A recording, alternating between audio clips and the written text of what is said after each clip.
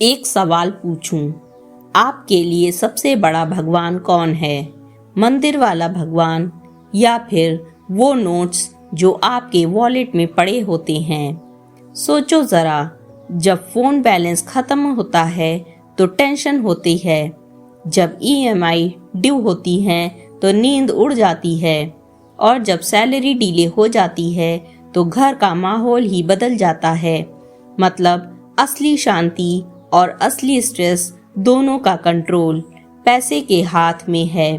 अब बोलो, हम भगवान से ज्यादा पैसे को नहीं मानते क्या?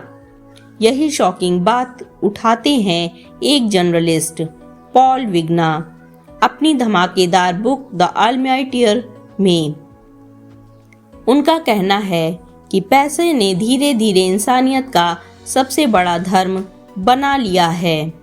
पहले लोग मंदिर मस्जिद में जाके प्रार्थना करते थे, आज हम सैलरी स्लिप और बैंक अकाउंट बैलेंस देख के सुकून लेते हैं। और सबसे बड़ी बात, हमने ग्रीड को एक वर्च्यू बना दिया है और डेप्थ को एक पाप। यही है इस बुक का कोर आइडिया, एक ऐसा मिरर जो दिखाता है कि सोसाइटी का असली भगवान अब पैसा का ऑलमाइटी बन रख गया है। दोस्तों, आज की वीडियो में हम इस बुक का एक्सरे करेंगे कि पैसे ने कैसे धर्म की कुर्सी ले ली और इंसान के मॉरल्स को अपने हिसाब से ट्विस्ट किया।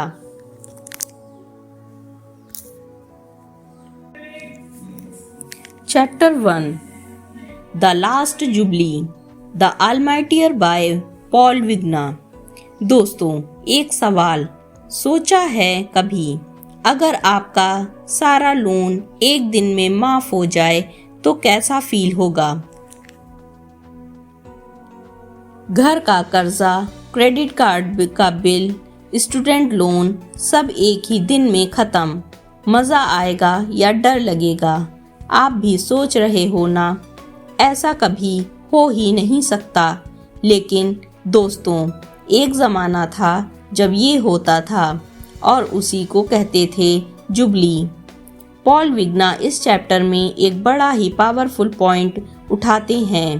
पुरानी सिविलाइजेशन जैसे मेसोपोटामिया और इज़राइल में राजा लोग कभी कभी पूरे कर्जे माफ कर देते थे। इसको बोलते थे डेप्ट जुबली, एक रीसेट बटन जहां गरीब आदमी को नई जिंदगी मिल जाती थी। आप सोचो, गांव का एक किसान जिसके ऊपर फसल खराब होने की वजह से कर्जा है, उसकी अगले जनरेशन तक जिंदगी बंधन में फंस जाती है। पर जब राजा बोलता है अब सब कर्जे माफ, तो वो बंदा फिर से शुरू कर सकता है। ये बात सुन के मुझे अपने देश की याद आई। इंडिया में भी आपने सुना होगा फार्म लोन वेवर्स, कभी महाराष्ट्र में कभी यूपी में सरकार बोलती है किसानों का कर्जा माफ। अब सोचो वो रिलीफ कितना बड़ा होगा जब आदमी को लगता है अब मैं नई शुरुआत कर सकता हूँ। पर विग्ना कहते हैं आज के ज़माने में डेप्ट को पाप बना दिया गया है। अगर आपके ऊपर कर्जा है तो लोग आपको आलसी, इर्रेस्पॉन्सिबल बोलते हैं, और अगर आप बहुत पैसे कमा रहे हो तो सोसाइटी आपको हीरो बनाती है। पॉल विग्ना लिखते हैं, पुराने समय में डेप्ट को एक जिम्मेदारी और सामाजिक बोझ माना जाता था, जिसे रूलर चाहे तो रीसेट कर सकते थे। आज के टाइम में डेप्ट एक पर्सनल शेम बन गया है। सिंपल शब्दों में मतलब, पहले कर्जा एक कलेक्टिव इशू था, आज एक इंडिविजुअल गिल्ट है। सोचो, जब आप अपना क्रेडिट कार्ड का बिल देखते हो या ईएमआई का एसएमएस आता है, उस वक्त क्या फील होता है? Pressure, anxiety, guilt. पर विग्ना कहते हैं कि शायद हम गलत तरीके से डेप्ट को देख रहे हैं। शुरुआत में तो डेप्ट एक कम्युनिटी का टूल था जिसे लोगों को जिंदगी दोबारा सेट करने का मौका मिलता था। मतलब असली क्वेश्चन है, क्या हमें भी एक नया जुबली चाहिए? तो दोस्तों, चैप्टर 1 हमें ये समझाता है कि पैसा और डेब्ट का कॉन्सेप्ट शुरू से ऐसा नहीं था जैसा हम आज समझते हैं। ये सिस्टम का एक रीसेट के साथ चलने के लिए बनाया गया था ताकि इंसान हमेशा फिर से उठ सके। और अब सवाल है, अगर वो रीसेट बटन वापस आ जाए तो सोसाइटी कैसे बढ़ेगी?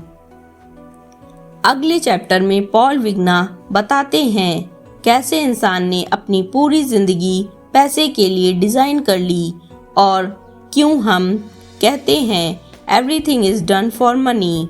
सो दोस्तों, तैयार रहिए क्योंकि अगला चैप्टर हमें दिखाएगा कि पैसा सिर्फ एक टूल नहीं बल्कि एक नया भगवान कैसे बन गया।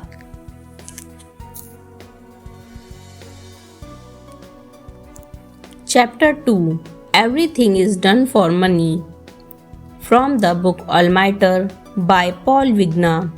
एक बात बताओ, शादी में लड़की वाले जितना भी खर्च कर लें, लोग कहते हैं वाह कितना बड़ा फंक्शन था, लेकिन अगर वही पैसा बचा लें तो लोग बोलेंगे कंजूस है।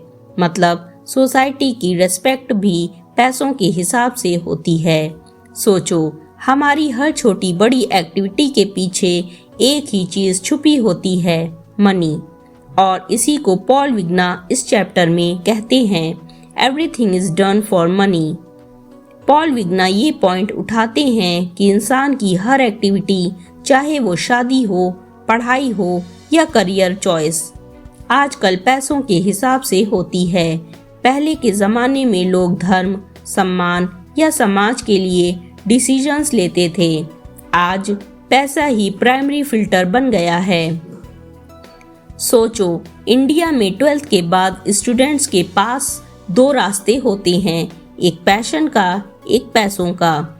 एक लड़का म्यूजिशियन बनना चाहता है पर मम्मी पापा बोलते हैं बेटा इंजीनियरिंग कर लो, वहाँ पैसा ज़्यादा है, और लड़का फिर वही करता है जो पैसा दिलाए। हम सबको ये प्रेशर फील होता है, क्या पढ़ाई करूं जो पसंद है या जो पैसा दिलाएगा। पॉल विग्ना बोलते हैं कि जैसे जैसे सोसाइटी ने पैसों को सेंट्रल बना दिया, हमारी वैल्यू सिस्टम चेंज हो गई। पहले वर्च्यू मतलब ऑनेस्टी, सेवा, समाज के लिए काम करना। आज वर्च्यू मतलब कितना पैसा कमा लिया। एक लाइन में वो कह देते हैं human ambition has been redefined. अब सब कुछ पैसा कमाने के लिए होता है। अब ये बात सिर्फ थ्योरी नहीं है। एक सर्वे हुआ था इंडिया में, यूथ एस्पिरेशन रिपोर्ट, उसमें 70% से ज़्यादा स्टूडेंट्स ने कहा कि उनका करियर चॉइस पैसों के हिसाब से होता है, पैशन के हिसाब से नहीं।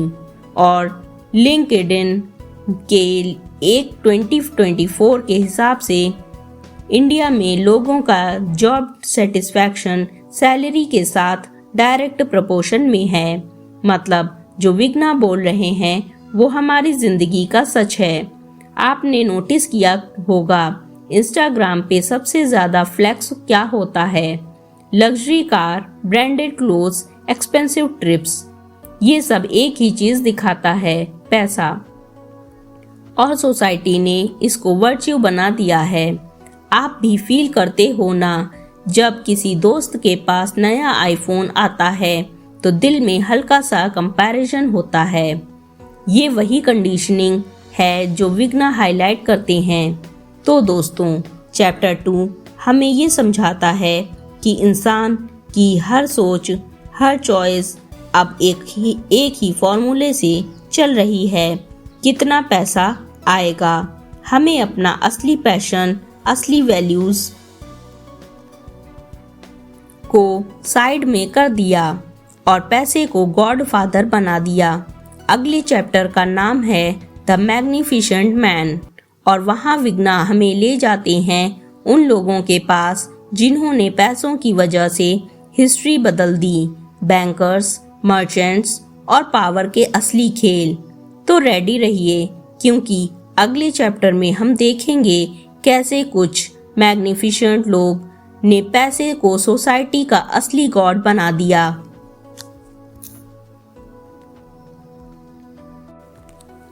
Chapter 3 the magnificent man from the book Almightier by Paul Vigna. एक बात सोचो दोस्तों, दुनिया का सबसे पावरफुल इंसान कौन होता है?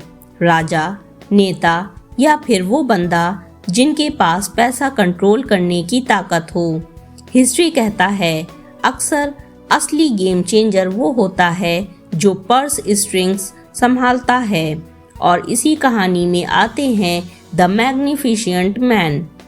पॉल विग्ना इस चैप्टर में हमें ले जाते हैं रेनेसांस इटली के ज़माने में, एक ऐसे पीरियड जहां आर्ट, कल्चर और पॉलिटिक्स सब एक ही चीज़ से चल रहा था, मनी। और इस मनी के पीछे एक नाम चमकता था, लॉरेंजो डी मेडिसी, जिसे लोग बोलते थे लॉरेंजो द मैग्निफिसेंट। सोचो, एक बनकर फैमिली जिन्होंने अपनी अकाउंटिंग और फाइनेंस की स्किल्स से पूरे फ्लोरेंस के अपने कंट्रोल में कर लिया। मेडिसी फैमिली ने सिर्फ पैसा नहीं बनाया, उन्होंने आर्टिस्ट को स्पॉन्सर किया, लियोनार्डो द विंसी, बॉटिसेली जैसे लीजेंड्स को। आर्ट और कल्चर की दुनिया बदली, लेकिन बैकग्राउंड में चल रहा था उनका फाइनेंशियल एम्पायर। विग्ना ये दिखाते हैं कि कैसे एक मनी मैन ने सोसाइटी, कल्चर और पॉलिटिक्स को कंट्रोल कर लिया। मतलब दोस्तों, आर्ट की ब्यूटी के पीछे भी एक बैलेंस शीट चल रही थी। आप बोलो, इंडिया में भी ऐसा ही होता है।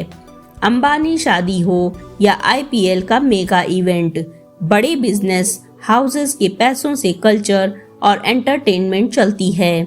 नेटफ्लिक्स पे जो बड़ा शो बन रहा है या बॉलीवुड की सबसे बड़ी फिल्म, उसके पीछे भी पैसा ही ड्राइवर है।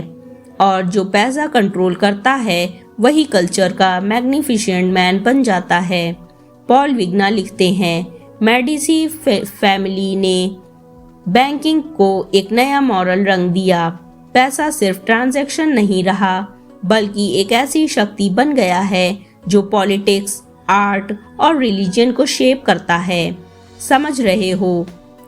मतलब पैसा सिर्फ खर्च नहीं होता था, पैसा नैरेटिव लिखता था।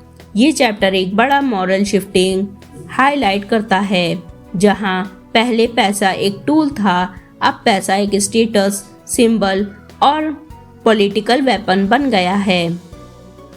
और यही मैग्निफिसेंट मैन मॉडल आज तक चलता आ रहा है। सोचो, जब कोई बिलियनियर अपना प्रोजेक्ट अनाउंस करता है या क्रिकेट टीम खरीदता है, तो वो सिर्फ पैसा यूज नहीं करता, वो अपना इमेज और पावर को इमॉर्टल बना रहा होता है। तो दोस्तों, द मैग्निफिसेंट मैन चैप्टर हमें ये समझाता है कि हिस्ट्री में पैसा कंट्रोल करने वाले लोग ही असली कहानी लिखते आए हैं। चाहे वो मेडिसी हो या आज के बिलियनियर्स, सोसाइटी उन्हीं के हिसाब से कल्चर डिजाइन करती है। और असली क्वेश्चन बनता है, क्या हम सच में अपना कल्चर खुद बना रहे हैं या फिर ये मैग्निफिसेंट मैन हमारे लिए बना रहे हैं? अगले चैप्टर में हम मिलेंगे द बिशप ऑफ रोम से, जहां रिलीजन और पैसे के बीच की सबसे बड़ी डील खुल के सामने आती है। समझना होगा कैसे चर्च ने बैंकिंग और फाइनेंशियल के साथ हाथ मिलाकर पावर को एक नया दौर शुरू किया है। Chapter 4 the bishop of Rome. दोस्तों, एक सिंपल सवाल, अगर आपको चॉइस मिले भगवान की ब्लेसिंग लेना या बैंक का लोन लेना, तो ज़्यादा पावरफुल कौन होगा? सही पकड़े हो, दोनों का कॉम्बिनेशन। और हिस्ट्री में एक ऐसा टाइम था जब चर्च और मनी एक ही टीम बन गए थे। और इसी कहानी को पॉल विग्ना बोलते हैं the bishop of Rome.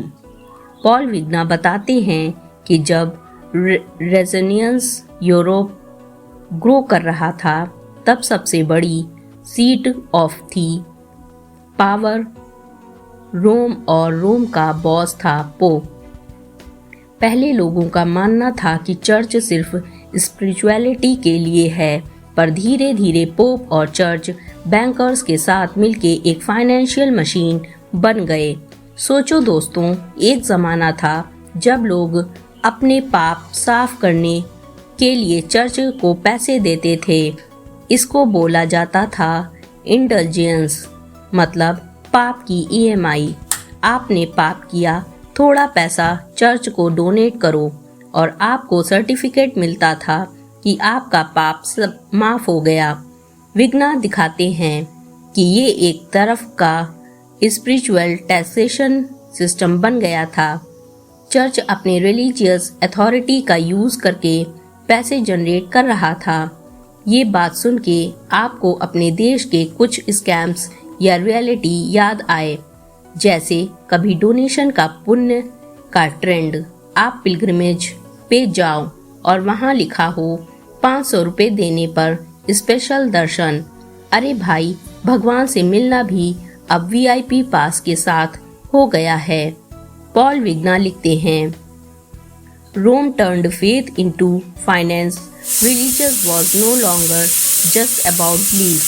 It became an institution that monetized guilt and salvation. Simple शब्दों में धर्म को पैसा बनाने का टूल बना लिया गया था। इस चैप्टर का सबसे बड़ा ट्विस्ट है, चर्च के इस फाइनेंशियल मॉडल ने पूरे यूरोप की पॉलिटिक्स को चेंज कर दिया। Wars, places, even the great Saint Peter's basilica सब फाइनेंस हुआ चर्च के बैंकिंग सिस्टम से। और जब लूथर जैसे लोगों ने इसका विरोध किया तो प्रोटेस्टेंट रिफॉर्मेशन स्टार्ट हो गई। मतलब पैसा प्लस रिलीजन इक्वल टू एक ऐसा कॉकटेल जिसमें पावर डबल हो जाती है। सो दोस्तों, द बिशप ऑफ रोम हमें ये समझाता है कि रिलीजन भी पैसों से अलग नहीं था। जो पोप था वो सिर्फ स्पिरिचुअल लीडर नहीं बल्कि एक फाइनेंशियल CEO भी था। और ये हमें एक बिटर ट्रूथ दिखाता है, जहाँ भी बिलीफ है वहाँ पैसा कमाने का सिस्टम खड़ा कर दिया जाता है। अगले चैप्टर में पॉल विग्ना हमें ले जाएंगे एक और पावरफुल गेम की तरफ, द प्रोटेस्टेंट एथिक। वहाँ पता चलेगा कैसे एक नए धर्म के एथिक्स ने वर्क हार्ड अर्न मनी को नया मॉडल कोड बना दिया और कैपिटलिज्म का सीड वहीं से उग गया।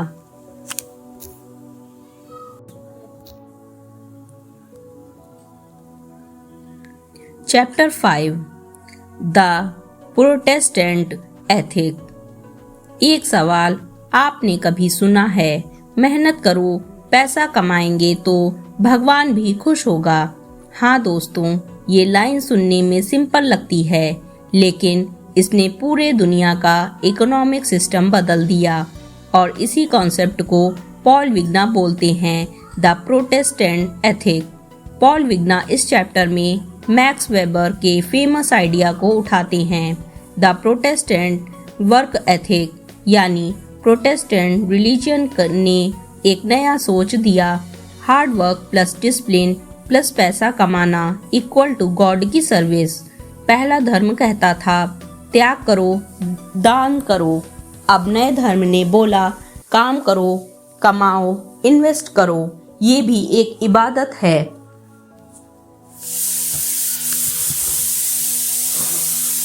सोचो दोस्तों, ये बिल्कुल वैसा ही है जैसे हमारे घर में बचपन से सिखाया जाता है, बेटा पढ़ाई मेहनत से करो, फिर नौकरी करो, पैसा कमाओगे तो सोसाइटी रेस्पेक्ट करेगी। और हमारी जिंदगी उसी एक फॉर्मूले के अराउंड घूमती है, पढ़ाई, नौकरी, पैसा। लेकिन ये पैसा कमाना इक्वल टू वर्चुअस वाली सोच यूरोप में प्रोटेस्टेंट एथिक्स से ही शुरू हुई थी। पॉल विग्ना लिखते हैं, Protestantism redefined the moral meaning of money. It was no longer sin to accumulate wealth. It was proof of discipline and divine favour. समझ रहे हो? पहला पैसे कमाना ग्रीड माना जाता था, अब पैसे कमाना बन गया भगवान का आशीर्वाद।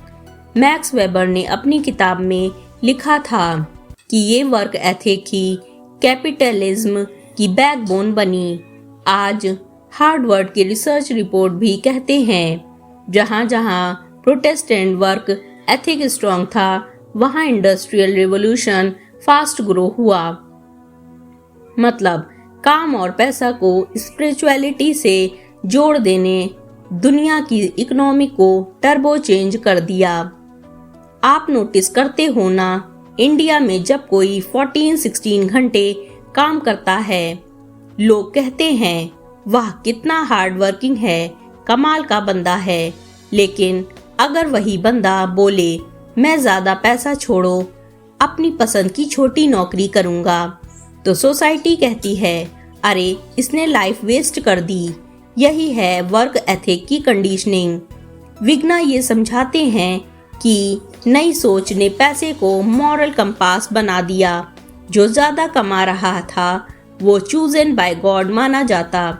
जो स्ट्रगल कर रहा था उसके बारे में सोचा जाता कि शायद इसने इनफ मेहनत नहीं की। और आज भी हम ये सोच यूज करते हैं, चाहे इनडायरेक्टली ही सही। तो दोस्तों, द प्रोटेस्टेंट एथिक हमें ये दिखाता है कि कैपिटलिज्म सिर्फ एक इकोनॉमिक सिस्टम नहीं है, ये एक मॉरल सिस्टम भी है। और हम सब बिना रियलाइज किए उसी मॉरल कोड को फॉलो कर रहे हैं। काम करो, पैसा कमाओ, सोसाइटी रेस्पेक्ट देगी, भगवान भी खुश होंगे। पर असली सवाल है, क्या पैसा कमाना सच में मॉरलिटी का प्रूफ है, या ये एक इल्यूजन है जो हमें बस और दौड़ने पर मजबूर करता है। अगले चैप्टर का नाम है मनी गॉड, और वहाँ विग्ना सीधा ये बोल्ड बात रखते हैं, पैसा अब सिर्फ एक टूल नहीं रहा, बल्कि एक नया भगवान बन गया है जिससे हमें पूजा करते हैं, चाहे या ना चाहे। Chapter 6 money God.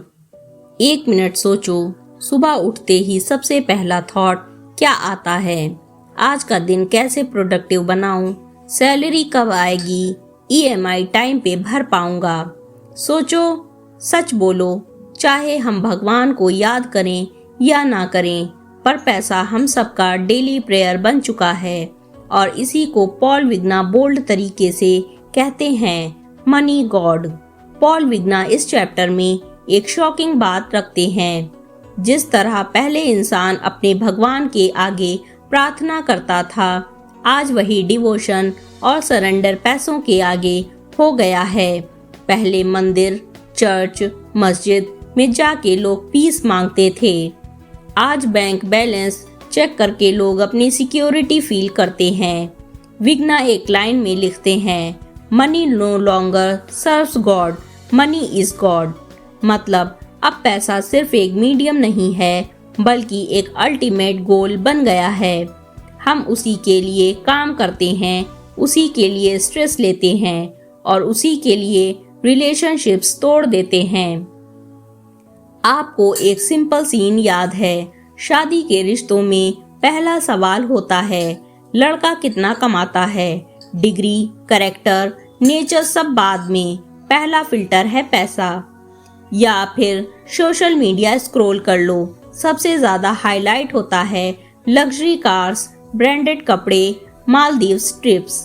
और जो इनको अफोर्ड कर लेता है वही सोसाइटी का डेमी गॉड बन जाता है।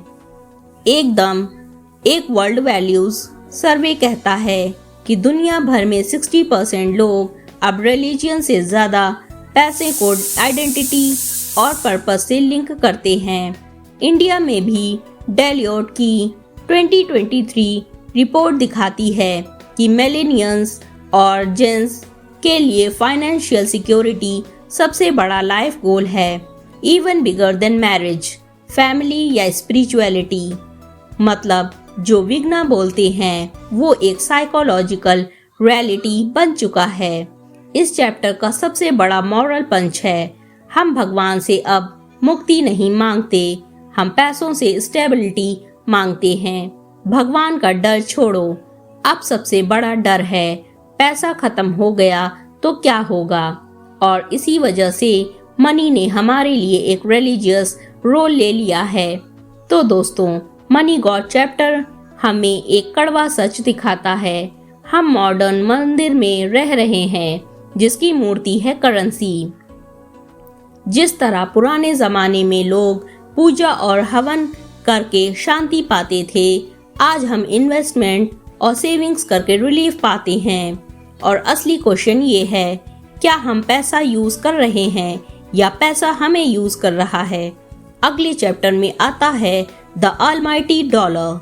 वहाँ विघ्न हमें ले जाते हैं अमेरिका के सफर पे और दिखाते हैं कैसे यूएस डॉलर ने सिर्फ एक करेंसी नहीं बल्कि पूरे दुनिया की ग्लोबल भगवान बनने की पावर हासिल की।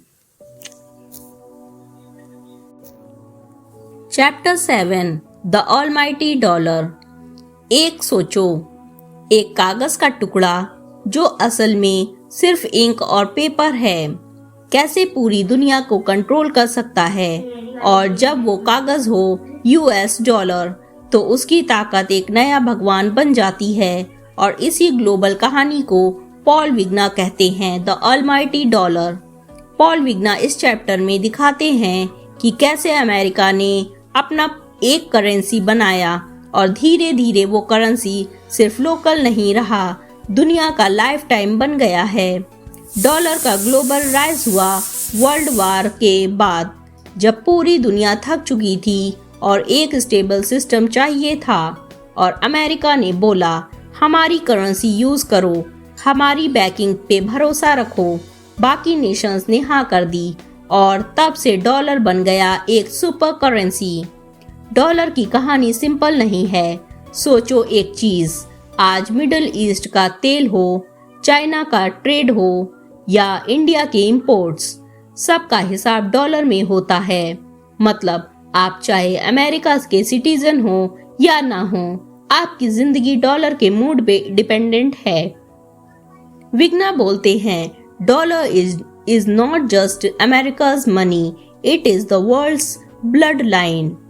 आपको याद है 2023-24 में जब रुपए थोड़ा गिर गया था डॉलर के कंपैरिजन में, हर न्यूज हेडलाइन थी rupee at record low against dollar. अरे भाई, रोटी सब्जी के दाम से लेकर पेट्रोल तक सब कुछ उस डॉलर पे ऊपर डिपेंड करने लगता है।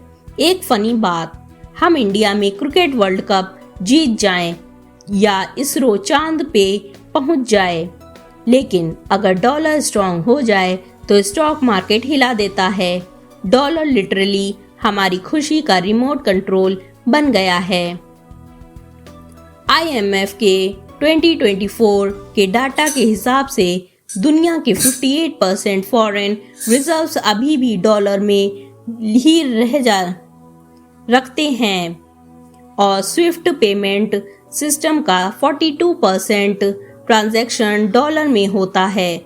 मतलब दुनिया का हाफ से ज्यादा पैसा अभी भी ऑलमाइटी डॉलर का ही भजन गा रहा है। इस चैप्टर का बिगेस्ट पंच डॉलर की ताकत सिर्फ पैसा होने में नहीं है, उसके पीछे है अमेरिका के मिलिट्री पावर, पॉलिटिक्स और ट्रेड डोमिनेंस। और इसी वजह से विग्ना ये दिखाते हैं कि दुनिया का असली भगवान अब एक नेशन के करेंसी पे बेस करता है। तो दोस्तों, द ऑलमाइटी डॉलर हमें ये समझाता है कि पैसा अब सिर्फ एक चीज खरीदने का टूल नहीं बल्कि एक जियोपॉलिटिकल वेपन है। और जब तक दुनिया डॉलर पे चलती है तब तक अमेरिका का ग्लोबल टेम्पल ओपन है और सब उसके डिवोटी बने हुए हैं। असली सवाल ये है, अगर कल डॉलर अपनी कुर्सी से हिल गया तो दुनिया का फेथ किस नए भगवान पे शिफ्ट होगा, क्रिप्टो, युआन या फिर एक डिजिटल करेंसी। अगले चैप्टर में पॉल विग्ना और भी ज्यादा बोल्ड हो जाते हैं, द न्यू कमांडमेंट्स। यहाँ वो बताते हैं कि पैसा हमें अपनी अलग रिलीजन क्रिएट कर ली है जिसमें नए मॉरल कोड्स और नए कमांडमेंट्स लिखे जा रहे हैं। Chapter 8 the new commandments. एक ज़माना था जब हम मंदिर या चर्च के स्टोन टैबलेट्स पर लिखे 10 कमांडमेंट्स फॉलो करते थे। चोरी मत करो, झूठ मत बोलो, भगवान की पूजा करो। पर दोस्तों, पॉल विग्ना बोलते हैं आज के युग में नए कमांडमेंट्स लिख दिए गए हैं और वो लिखे हैं पैसों के नाम पर। ये है कहानी द न्यू कमांडमेंट्स की। विग्ना इस चैप्टर में दिखाते हैं कि जैसे धर्म के अपने रूल्स होते हैं, वैसे ही पैसे ने अपने नए रूल्स ऑफ लाइफ बना लिए हैं। और सबसे बड़ी बात, हम सब बिना रियलाइज किए उन रूल्स को ब्लाइंडली फॉलो करते हैं। सोचो, एक छोटी सी लिस्ट, ज्यादा कमाओ ज्यादा रेस्पेक्ट मिलेगा, जो खर्च कर सकता है वही सक्सेसफुल है। पैसा बचाना नहीं, मल्टीप्लाई करना ही असली ज्ञान है। जिसके पास ज्यादा है उसी का फ्यूचर सिक्योर है। क्या ये लगता है आपने सुना नहीं? ये ही है आज के नए कमांडमेंट्स। विग्ना लिखते हैं, money has written its own Bible and the world follows it with more devotion than the old one. India में भी देख लो, शादी के टाइम एक हिडन कमांडमेंट होता है, दूल्हा की सैलरी कितनी है। जब चेंज करते वक्त एक और कमांडमेंट, पैकेज कम से कम डबल होना चाहिए। और सोशल मीडिया पे सबसे बड़ा मंत्र, जो दिखता है वही बिकता है। यही है नए कमांडमेंट्स जो हमने एक्सेप्ट कर लिए बिना क्वेश्चन किए। प्यू रिसर्च का एक सर्वे कहता है कि आज के यूथ अपने लाइफ गोल्स को डिफाइन करते हैं वेल्थ और स्टेटस के थ्रू। सिर्फ 20% ने बोला कि इनर पीस या स्पिरिचुअल ग्रोथ इम्पॉर्टेंट है। मतलब मेजॉरिटी लोग नए कमांडमेंट्स के स्लेव बन चुके हैं। विग्ना कहते हैं कि सबसे बड़ा प्रॉब्लम यही नहीं है कि नए कमांडमेंट्स बने, प्रॉब्लम ये है कि हमने उन्हें बिना सोचे समझे एक्सेप्ट कर लिया। हम समझते हैं कि अपनी पैसा कंट्रोल कर रहे हैं, लेकिन असल में पैसा हमारी सोच और बिहेवियर कंट्रोल कर रहा है। तो दोस्तों, द न्यू कमांडमेंट्स एक मिरर है जो हमें अपना रिफ्लेक्शन दिखाता है। पहले भगवान के रूल्स थे, अब पैसे के रूल्स हैं और हम सब उसी रिलीजन को फॉलोअर बन गए हैं, जिनका प्रीस्ट है फाइनेंस और जिसका टेम्पल है मार्केट। असली सवाल ये है, क्या आप अपने लाइफ के डिसीजंस खुद ले रहे हो या नए कमांडमेंट्स ने ऑलरेडी स्क्रिप्ट लिख दी है? अगले चैप्टर का नाम है द प्रॉमिस्ड लैंड और उसमें विग्ना हमें ले जाते हैं एक सफर पे कि पैसे का धर्म हमें एक उथोपिया और का सपना दिखाता है, लेकिन असली में वो हमेशा थोड़ा दूर ही क्यों लगता है। Chapter 9 the promised land. दोस्तों, आपने कभी नोटिस किया है, बचपन में बोला गया बस अच्छे नंबर लाओ, फ्यूचर सिक्योर है। कॉलेज में सुना बस एक अच्छी नौकरी मिल जाए, जिंदगी सेट है। जॉब के बाद बोला गया बस थोड़ा और फिर टेंशन फ्री लाइफ होगी। पर असली सवाल ये प्रॉमिस्ड लैंड है जहाँ पैसा और पीस दोनों मिलते हैं।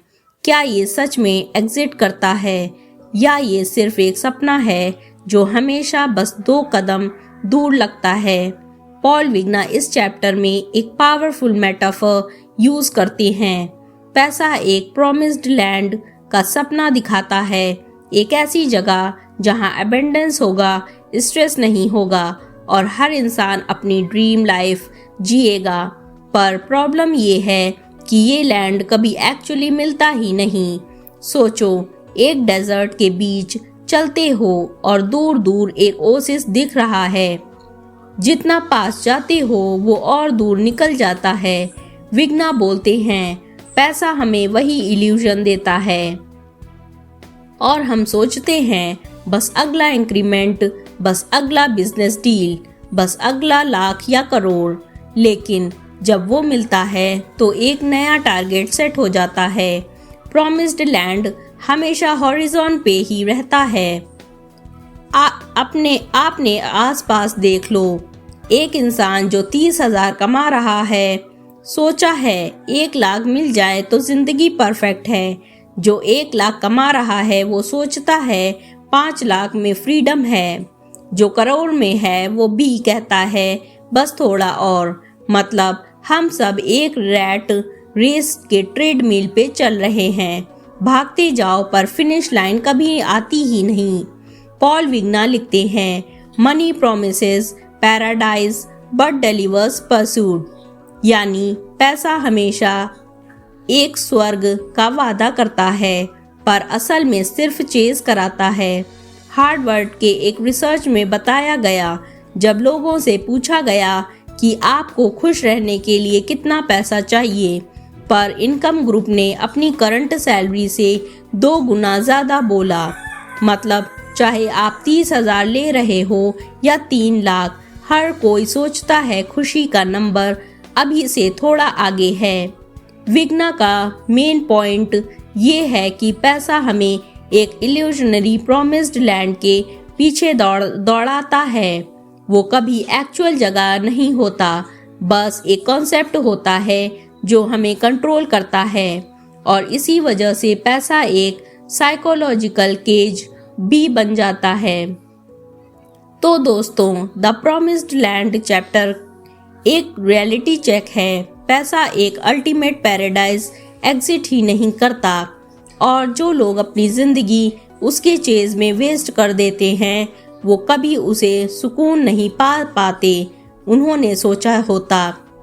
असली सवाल ये है, क्या हम पैसे को एक टूल की तरह यूज करेंगे या उस इल्यूजन के पीछे भागते रहेंगे जिसे वो प्रॉमिस्ड लैंड बोलकर हमेशा हमसे दूर कर देता है।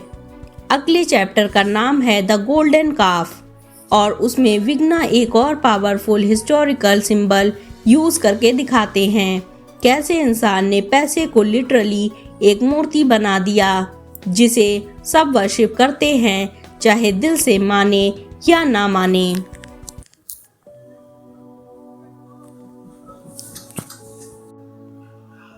चैप्टर 10 द गोल्डन काफ। याद है स्कूल की हिस्ट्री या रिलीजियस स्टोरीज में एक कहानी, जब लोगों ने अपना असली भगवान भूलकर सोना पिघला के एक गोल्डन काफ बनाया और उसकी पूजा करनी शुरू कर दी। पॉल विग्ना कहते हैं, आज वो कहानी सिर्फ एक पुरानी मिथ नहीं है, वो हमारी जिंदगी का सच है। बस फर्क इतना है कि आज का गोल्डन काफ है मनी। विग्ना इस चैप्टर में एक सिंबॉलिक और ड्रामेटिक तरीके से दिखाते हैं, इंसान ने हमेशा किसी न किसी चीज को वर्शिप किया है, कभी नेचर, कभी आइडल्स, कभी गॉड्स, और आज वही डिवोशन हमने सब ट्रांसफर कर दिया है पैसों की तरफ। सोचो, एक ऑफिस सीन, सब लोग मंदिर जाने से पहले सैलरी स्लिप चेक करते हैं। दिवाली पे लक्ष्मी पूजा होती थी, लेकिन असली हैप्पीनेस तब आती है जब बोनस एसएमएस आता है। हमने अपना मॉडर्न गोल्डन काफ बना लिया है, bank balance, stocks, crypto wallets, और उसकी आरती डेली होती है, कभी डीमैट ऐप खोल के, कभी डॉलर के एक्सचेंज रेट देख के। विग्ना के लिखते हैं, humanity never stopped worshipping, we only changed the idols, यानी हम पूजा करने कभी छोड़ा ही नहीं, सिर्फ भगवान का फॉर्म चेंज हो गया। इंडिया में भी देख लो, हर फेस्टिवल में एक हिडन पैसा कनेक्शन होता है। धनतेरस गोल्ड खरीदना, अक्षय तृतीय नया इन्वेस्टमेंट, दिवाली बोनस और शॉपिंग, यानी देवियों देवताओं के नाम पर भी असली गोल्डन काफ वही है जो ग्लिटर करता है, मनी। प्यू रिसर्च के एक सर्वे में आया कि दुनिया भर के 70% एडल्ट्स फाइनेंशियल सिक्योरिटी को अपना अल्टीमेट फेथ बोलते हैं, इवन अबव रिलीजन, और वर्ल्ड बैंक देता है। डेवलपिंग नेशन में लोग अपनी आइडेंटिटी को अपनी अर्निंग कैपेसिटी से डिफाइन करते हैं, मतलब वर्शिप तो चल रहा है, बस टेम्पल बदल गया है। पॉल विग्ना का सबसे बड़ा इंसाइट है, हमने अपनी वर्शिप शिफ्ट कर ली है बिना रियलाइज किए, और जब तक पैसा गोल्डन काफ बना हुआ है तब तक इंसान अपनी स्लेवरी से फ्री नहीं हो पाएगा। बिकॉज जैसे आइडल तोड़ने का पेन होता है, वैसे ही पैसे का इल्यूजन तोड़ना भी पेनफुल है। द गोल्डन काफ एक सिंबॉलिक मिरर है जो हमें दिखाता है कि हमने अपनी फेट ट्रांसफर कर ली है डिवाइन से मार्शल में, और अब हम अपने खुद से बनाए काफ के सामने झुक रहे हैं, हाथ जोड़ रहे हैं और सेक्रीफाइस कर रहे हैं अपना टाइम, अपनी हेल्थ, अपनी रिलेशनशिप। असली सवाल ये है, क्या हम अपना गोल्डन काफ तोड़ने की हिम्मत करेंगे या उसी के डिवोटी बनकर जिंदगी निकाल देंगे। अगले चैप्टर का नाम है द गॉस्पेल ऑफ वेल्थ। यहाँ विग्ना बताते हैं कैसे रिच लोगों ने पैसे के नाम पर एक नया रिलीजियस टेक्स्ट लिख दिया है, जिसमें बताया गया है पैसा खर्च कैसे करना है और कैसे वही लोग सोसाइटी के नए सेंट बन गए हैं। Chapter 11 the gospel of wealth. दोस्तों, सोचो एक बात, एक तरफ गरीब आदमी अपनी रोटी के लिए स्ट्रगल कर रहा है और दूसरी तरफ बिलियनियर्स अपनी वेल्थ डिस्ट्रीब्यूट करने के बारे में फिलॉसफी लिख रहे हैं। पॉल विग्ना इस चैप्टर में बताते हैं एक नया गॉस्पेल जहां पैसे के सुपर रिच लोग अपने रूल्स बनाते हैं और वही दुनिया को गाइड करते हैं जैसे वो नए सेंट्स हों। यही है द गॉस्पेल ऑफ वेल्थ। इस चैप्टर में विग्ना रेफरेंस देते हैं एंड्रयू के एक पुराने एसे द गॉस्पेल ऑफ वेल्थ का, जिसमें कहा गया था कि जो रिच है उनका मॉरल ड्यूटी है कि वो अपनी वेल्थ सोसाइटी के लिए यूज करें। पर आज के मॉडर्न वर्ल्ड में ये कंसेप्ट एक पैराडॉक्स बन गया है, क्योंकि एक तरफ बिलियनियर्स अपने फाउंडेशंस और चैरिटी से गॉड लाइक इमेज बना रहे हैं और दूसरी तरफ उन्हीं की कंपनीज दुनिया का मैक्सिमम प्रॉफिट सक करती हैं। सोचो, बिल गेट्स यानी वॉरेन बफेट की बात हो। उन्होंने अपना एक गिविंग प्लेज बनाया कि अपनी ज़्यादा वेल्थ वो डोनेट करेंगे, पर असली क्वेश्चन है ये वेल्थ पहले इतना एक्युमुलेट क्यों हुआ। विग्ना कहते हैं today's wealth don't just own money, they own morality, यानी पैसे के साथ साथ उन्होंने डिसाइड कर लिया है कि अच्छाई और भलाई का मतलब क्या होगा। इंडिया में भी देखो, एक तरफ अंबानी और अडानी जिनके वेडिंग्स, याच और स्काई स्क्रैपर्स हेडलाइंस बनते हैं, और दूसरी तरफ वही लोग अपनी CSR एक्टिविटीज और स्कूल हॉस्पिटल बनाकर सोसाइटी में देवता बन जाते हैं। आपको भी कभी लगता है कि ये दान असली सेवा है या बस अपनी इमेज को पॉलिश करने के एक टूल। ऑक्सफैम की 2024 रिपोर्ट कहती है कि दुनिया के टॉप 1% लोग के पास 63 ग्लोबल वेल्थ हैं, और जब वो थोड़ा सा डोनेट करते हैं तो मीडिया उन्हें सेवियर्स ऑफ ह्यूमैनिटी कह देता है। मतलब असली इक्वालिटी तो बराबर बनी रहती है, लेकिन एक गॉस्पेल लिख दिया जाता है कि ताकि वो डिफाइन लग सके। विग्ना ने बिगेस्ट पंच ये है, वेल्थ के नए गॉस्पेल में रूल्स वही लिखता है जिसके पास पावर है, और जब रिच लोग अपना मॉरल कोड बना लेते हैं तो पूरी सोसाइटी उन्हें फॉलो करती है जैसे वो नए प्रॉफिट हों। द गॉस्पेल ऑफ वेल्थ एक अनकंफर्टेबल सच दिखाता है, पैसा सिर्फ चीजें खरीदने का पावर नहीं देता, ये नैरेटिव बनाने का पावर भी देता है। और जब एक इंसान या ग्रुप डिसाइड करता है कि गुडनेस क्या है, तो असली डेमोक्रेसी खत्म हो जाती है। असली सवाल ये है, क्या हम सच में ग्रेटफुल हैं उनके दान के लिए, या बस अपने ही इनइक्वालिटी के सिस्टम को और सॉलिड बना रहे हैं। अगले चैप्टर का नाम है द जजमेंट डे, और यहाँ विग्ना एक धमाका करते हैं। वो बोलते हैं पैसा का एक अपना जजमेंट डे आता है, जब लोगों को रियलाइज होता है कि उनका फेथ, उनकी पूजा, उनका सेक्रीफाइस एक्चुअली एक इल्यूजन के लिए था।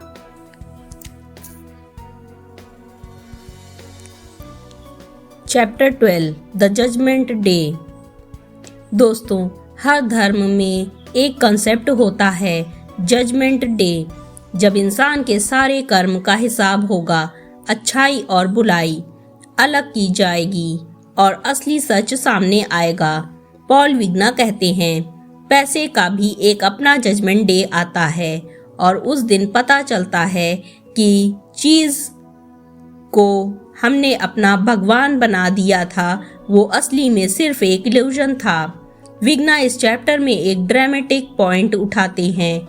मनी रिलीजन हमेशा अपने डिवोटीज को एक एंड टाइम का डर दिखाता है, जैसे stock market crash, banking collapse या इकोनॉमिक डिप्रेशन। और जब ये दिन आता है तो लोगों का फेथ हिल जाता है। सोचो, 2008 का फाइनेंशियल क्राइसिस, लोगों के घर, जॉब, सेविंग सब एक रात में जीरो हो गए। जो लोग समझते थे कि उनका पैसा उनकी सिक्योरिटी है, उन्हें रियलाइज हुआ कि वो सिर्फ एक बबल था। विग्ना लिखते हैं, a collapse is a sermon reminding us that money is not divine, it's a fragile। यानी हर इकोनॉमिक कोलैप्स एक प्रवचन है जो हमें याद दिलाता है कि पैसा भगवान नहीं, एक ब्रिटल चीज है। इंडिया में भी याद करो 2016 की डीमोनेटाइजेशन, एक रात में लोगों के 500 और 1000 के नोट पेपर बन गए। एटीएम के बाहर लाइन में खड़े लोग रियलाइज कर रहे थे कि उनका फेथ इन करेंसी जितना वनरेबल है। एक असली जजमेंट डे था पैसों के डिवोटी लोगों के लिए। वर्ल्ड बैंक के एक रिपोर्ट कहता है कि हर 10 से 15 साल में एक मेजर फाइनेंशियल क्राइसिस आता है। 1987 crash, 2000.com bubble, 2008 housing crisis, 2020 pandemic shock, और हर बार बिलियंस लोगों का फेथ टूट जाता है। पर आयरनी ये है कि उसके बाद भी इंसान फिर से वही सिस्टम में ट्रस्ट कर लेता है। विग्ना कहते हैं कि जजमेंट डे सिर्फ पैसे का डाउनफॉल नहीं होता, वो इंसान के इल्यूजन का ब्रेक डाउन होता है। उस दिन हमें रियलाइज होता है कि हमने अपना पूरा जीवन एक फॉल्स गॉड के लिए सैक्रिफाइस कर दिया। और असली सवाल उठता है, अगर पैसा फेल हो जाए तो हमारा फेथ किसके साथ है। द जजमेंट डे चैप्टर एक आई ओपनर है। विग्ना हमें चैलेंज करते हैं कि अगर कल पैसा सिस्टम गिर जाए तो हम किस पे खड़े रहेंगे, रिलेशनशिप, कम्युनिटी, स्किल, या सिर्फ एक खाली इल्यूजन के टुकड़े। असली सवाल ये है, हम अपना फेथ किस में रखें, एक फ्रेजाइल करेंसी में या अपनी असली ह्यूमन वैल्यूज में। अगले चैप्टर का नाम है द रिसरेक्शन, और यहाँ विग्ना एक होप फील्ड टर्न लेते हैं कि हर जजमेंट डे के बाद एक नया सिस्टम, एक नई सोच और एक नया फेथ जन्म होता है।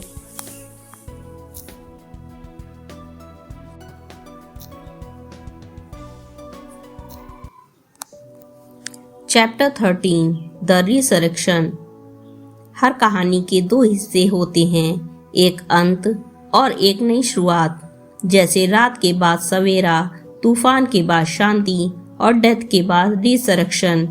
पॉल विग्ना कहते हैं, पैसे को कभी अपना एक रिसरेक्शन होता है, और हर बार जब पुराना सिस्टम गिरता है, एक नई सोच, एक नई करेंसी, एक नया ऑर्डर जन्म लेता है। इस चैप्टर में विघ्ना एक होपफुल और विजनरी नोट पे शिफ्ट होते हैं। वो कहते हैं कि जजमेंट डे के बाद दुनिया कभी खत्म नहीं होती, बल्कि एक नया सिस्टम खुद को जन्म देता है। जैसे फियोनिक्स अपनी खाक से उठता है, वैसे ही इकोनॉमी और सोसाइटी अपने नए टूल्स, नए नॉर्म्स के साथ उठती है। सोचो 1930s की ग्रेट डिप्रेशन, सबको लगा दुनिया की इकोनॉमी खत्म हो जाएगी, पर उसके बाद ही मॉडर्न बैंकिंग रिफॉर्म्स आए, FDIC जैसे इंश्योरेंस सिस्टम बने और एक नया ट्रस्ट डेवलप हुआ। 2008 क्राइसिस के बाद लोगों ने बिटकॉइन और ब्लॉकचेन जैसे अल्टरनेटिव्स एक्सप्लोर करने शुरू किए। मतलब जब एक पुराना फेथ टूटता है तभी एक नया फेथ पैदा होता है। विघ्ना लिखते हैं, collapse is never the end, it is the fertile ground for resurrection. यानी हर गिरना एक नई उड़ान के लिए जमीन बनाता है। इंडिया में भी देखो, डीमोनेटाइजेशन के बाद डिजिटल पेमेंट्स का बूम आया। पेटीएम, UPI, फोन पे, इन्होंने एक नया इकोसिस्टम खड़ा किया। लोगों ने सिक्का और नोट छोड़कर QR कोड स्कैन करना शुरू किया। यही तो है रिसरेक्शन। सिस्टम गिरता है पर इंसान एक नई रोशनी ढूंढ लेता है। कैम्ब्रिज यूनिवर्सिटी के एक 2023 रिपोर्ट कहता है कि ग्लोबल फाइनेंशियल डिसरप्शन के बाद अल्टरनेटिव करेंसीज और सिस्टम में एडॉप्शन 5 गुना तक बढ़ जाता है। मतलब जब ओल्ड मनी फेल होता है, लोग तुरंत नए सोल्यूशन को एम्ब्रेस कर लेते हैं। पॉल विघ्ना का पॉइंट क्लियर है, रिसरेक्शन सिर्फ पैसा ही का नहीं, हमारे माइंडसेट का भी होता है। हर क्राइसिस हमें मजबूर करता है रीथिंक करने के लिए कि असली वैल्यू क्या है और हमें अपनी जिंदगी की हर चीज पे बेस करनी चाहिए। द रिसरेक्शन एक होपफुल मैसेज देता है। विघ्ना कहते हैं कि पैसे के रिलीजन में चाहे कितनी भी क्राइसिस आए, इंसान कभी खत्म नहीं होता। हम नए आइडल्स, नए सिस्टम, नए फेथ क्रिएट कर लेते हैं और शायद इस बार रिसरेक्शन हमें पैसे से ज्यादा इंसानियत की तरफ ले जाए। असली सवाल ये है, क्या अगला रिसरेक्शन पैसे का होगा या इंसान का सोल का? अगले चैप्टर का नाम है द न्यू जेरूसलम और उसमें विघ्ना फ्यूचर का एक विजन दिखाते हैं। एक ऐसी दुनिया जहां पैसा और मॉरलिटी एक नई सिटी बनकर एक साथ एग्जिट करती हैं। एक डिजिटल स्वर्ग, एक नए फेथ का घर। Chapter 14 the new Jerusalem. दोस्तों, सोचो एक ऐसी शहर की तस्वीर, ना ये सिर्फ बिल्डिंग से बना है, ना सिर्फ मार्केट से। ये एक विजन है, एक न्यू जेरूसलम, एक नई दुनिया जहां पैसा सिर्फ ट्रांजैक्शन का टूल नहीं, बल्कि एक मॉरल और स्पिरिचुअल सिस्टम का फाउंडेशन बन गया है। पॉल विघ्ना कहते हैं, ये है द न्यू जेरूसलम। इस चैप्टर में विघ्ना एक फ्यूचरिस्ट और ऑलमोस्ट प्रोफेटिक टोन लेते हैं। वो कहते हैं, हर सिविलाइजेशन अपना एक होली सिटी बनाती है और मॉडर्न सिविलाइजेशन का होली सिटी हो सकता है एक डिजिटल इंटरकनेक्टेड फाइनेंशियल मेट्रोपोलिस। एक ऐसी जगह जहां पैसा और मोरालिटी एक साथ मर्ज हो जाते हैं। सोचो एक शहर जहां सब कुछ ब्लॉकचेन पे रन करता है, करेंसी ट्रांसपेरेंट है, करप्शन कम है और ट्रस्ट एल्गोरिथम से बनता है। ये एक डिजिटल टेम्पल जैसा लगता है जहां लोग फेथ के साथ पैसा इन्वेस्ट करते हैं। विघ्ना लिखते हैं, the new Jerusalem is not a place of stone but of code. यानी अब होली सिटीज ब्रिक्स और मंदिर मस्जिद से नहीं, डिजिटल कोड्स और फाइनेंशियल सिस्टम से बनेगी। इंडिया की डिजिटल इंडिया इनिशिएटिव भी एक ग्लिम्स देता है कि इस न्यू जेरूसलम का यूपीआई ने एक ग्लोबल एग्जाम्पल सेट किया है कि कैसे एक डिजिटल फाइनेंशियल सिस्टम पूरे देश का हार्ट बीट बन सकता है। आज सब्जी वाले से लेकर ओला ड्राइवर तक क्यूआर कोड स्कैन होता है। एक छोटा सा डिजिटल टेम्पल हर पॉकेट में चल रहा है। वर्ल्ड इकोनॉमिक फोरम के 2025 के प्रोजेक्शंस कहते हैं कि अगले 10 साल में 70% global GDP digitally enabled financial पर डिपेंड होगा। मतलब दुनिया का न्यू जेरूसलम फिजिकल नहीं वर्चुअल होगा। और आईएमएफ के एनालिसिस्ट कहते हैं कि डिजिटल करेंसी प्लस एआई एक नया ट्रस्ट इकोसिस्टम क्रिएट करेगा जहां पैसा और मोरालिटी दोनों एल्गोरिथम डिसाइड होंगे। पॉल विग्ना का बड़ा विजन ये है, न्यू जेरूसलम सिर्फ एक फाइनेंशियल स्ट्रक्चर नहीं बल्कि एक नया फेथ सिस्टम है। यहाँ पैसा एक ब्रिज बनाता है मटेरियल और स्पिरिचुअल के बीच, और इंसान उस ब्रिज पे चलकर अपना नया स्वर्ग बनाता है। द न्यू जेरूसलम एक विजन है एक नई दुनिया का जहाँ पैसा सिर्फ ग्रीड का सिंबल नहीं बल्कि एक ऑर्गेनाइज्ड, ट्रांसपेरेंट और may be divine like system बन जाता है। पर साथ ही विग्ना एक वार्निंग देते हैं कि अगर हमने न्यू जेरूसलम को ब्लाइंडली वर्शिप किया तो वो भी एक गोल्डन काफ बन जाएगा। असली सवाल ये है, क्या हम एक नए स्वर्ग की तरफ जा रहे हैं या ये एक बस नए इल्यूजन के पीछे भाग रहे हैं। अगले चैप्टर का नाम है द एपोकैलिप्स ऑफ मनी, और यहाँ विग्ना एक धमाका करते हैं। वो कहते हैं कि पैसा का अंतिम सच, उसकी अल्टीमेट एंडिंग और इंसान का उससे रिश्ता एक ड्रामेटिक रेलिवेशन के साथ सामने आता है।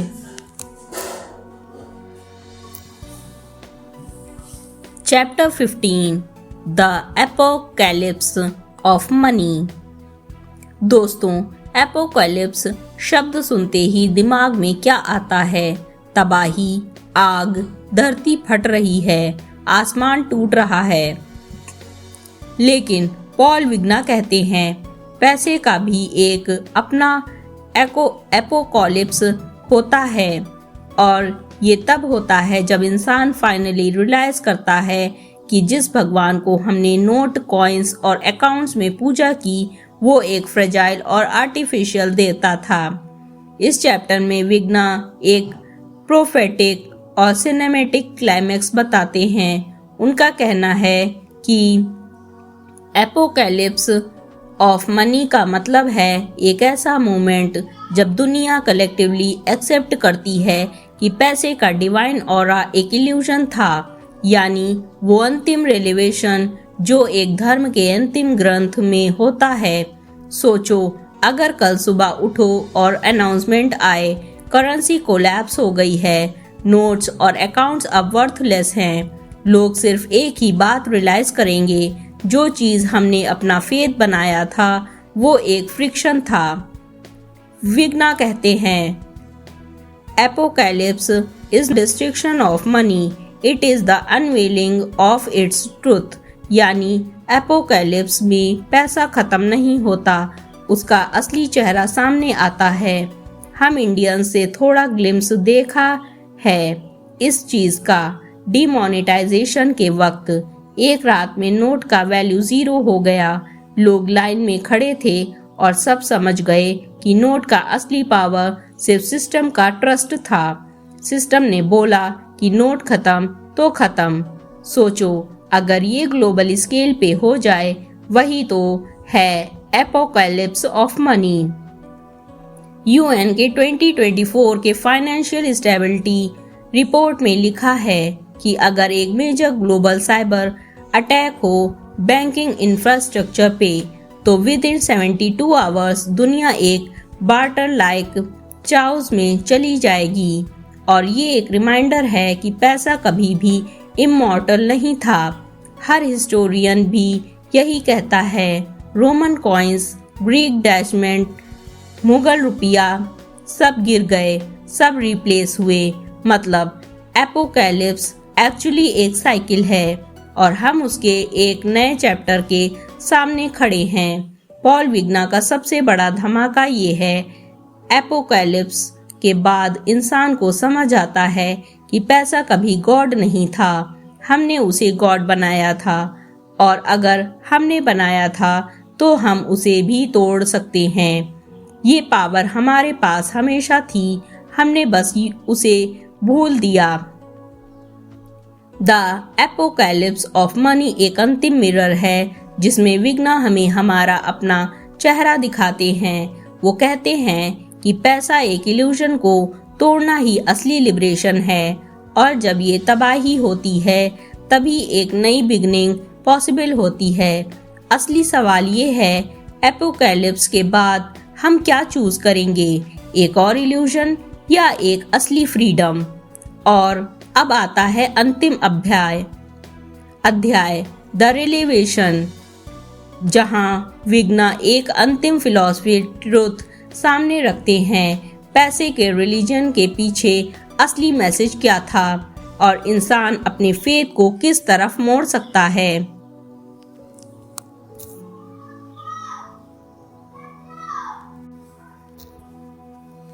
Chapter 16 the revelation. दोस्तों, हर कहानी के अंतिम सच होता है, एक ऐसा पॉइंट जहां सारी कंफ्यूजन खत्म हो जाती है और एक रेवेलेशन सामने आता है। पॉल विगना कहते हैं, पैसे का रिलीजन का भी एक रेवेलेशन है, और वो ये कि हमने हमेशा पैसों को भगवान समझा, लेकिन असल में पावर हमारे अंदर ही थी। यानी असली भगवान पैसा नहीं, इंसान खुद है। इस चैप्टर में विगना एक फिलोसॉफिकल और स्पिरिचुअल क्लोजर देते हैं। उनका कहना है कि जितने भी रिचुअल्स ऑफ मनी हैं, बैंकिंग, सेविंग, इन्वेस्टिंग, स्पेंडिंग, ये सब एक बड़े इल्यूजन का पार्ट थे, और रेवेलेशन ये है कि हम इन इल्यूजन्स के गुलाम बने रहे, जबकि असली कंट्रोल हमारे हाथ में था।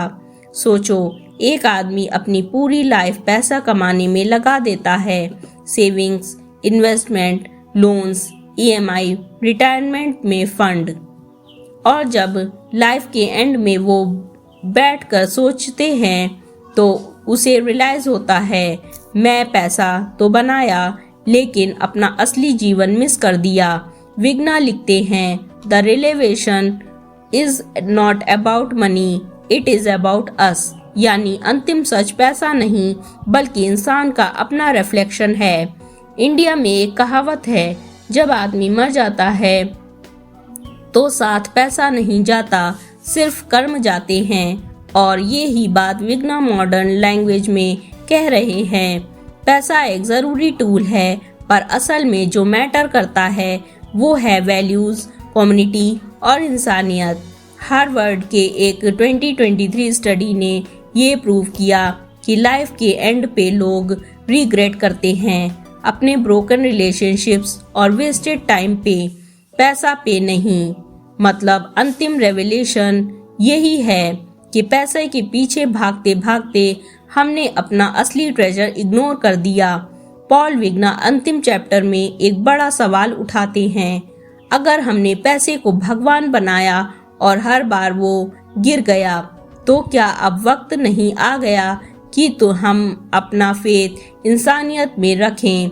यानी रेवलेशन ये है, पैसे का रिलीजन हमेशा एक मिरर था और वो मिरर हमने हमारा असली चेहरा दिखाता है। द रेवलेशन एक पोएट्रिक क्लोजर है। विगना हमें ये मैसेज देते हैं कि पैसा सिर्फ एक इल्यूजन है जो इंसान ने क्रिएट किया, और जब हम इस इल्यूजन को समझ लेते हैं तभी हम फ्री होते हैं।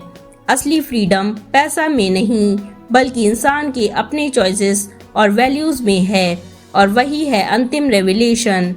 इस तरह द ऑलमाइटर हमें एक पावरफुल जर्नी पे ले जाता है, पैसे को एक रिलीजन के रूप में समझने से लेकर उसे डाउनफॉल तक और फिर अंतिम सत्य तक। और अंतिम मैसेज सिंपल है, पैसा भगवान नहीं है, भगवान हम खुद हैं।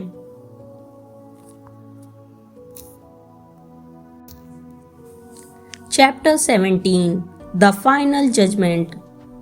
दोस्तों सोचो, एक दिन आपके सामने एक कोर्ट रूम है, ना जज इंसान है, ना ज्यूरी, सिर्फ एक चीज है।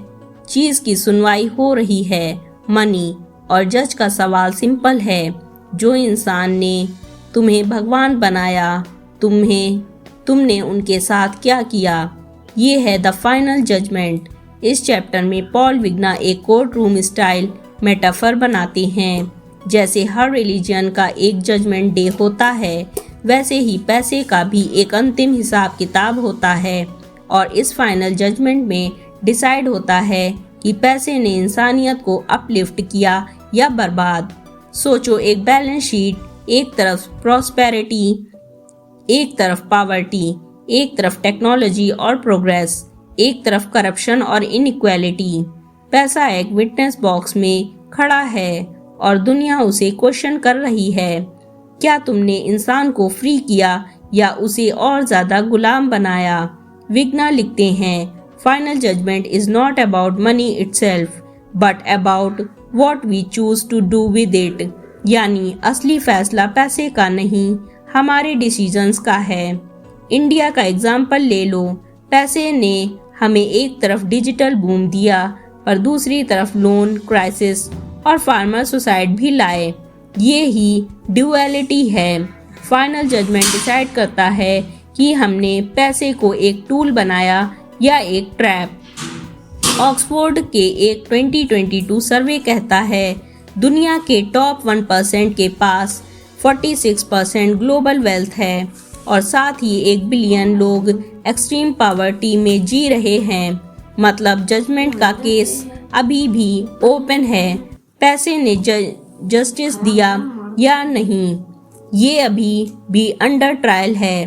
पॉल विग्ना यहाँ एक बड़ा सवाल उठाते हैं, पैसा अपना डिफेंस करेगा या गिल्टी मानेगा? और वो खुद जवाब देते हैं, पैसा न्यूट्रल है। असली गिल्टी या इनोसेंट हम इंसान हैं। पैसा सिर्फ एक मिरर था और जो चेहरा उसमें दिखा वो हमारा था। द फाइनल जजमेंट हमें एक पावरफुल रिमाइंडर देता है। ये चैप्टर कहता है कि अंतिम दिन पर पैसों का नहीं, इंसान के चॉइसेस का हिसाब होगा। और अगर हम अपने ग्रीड को कंट्रोल कर लें तो जजमेंट पॉजिटिव हो सकता है, वरना तबाही लिखी है। और फिर आता है अंतिम चैप्टर,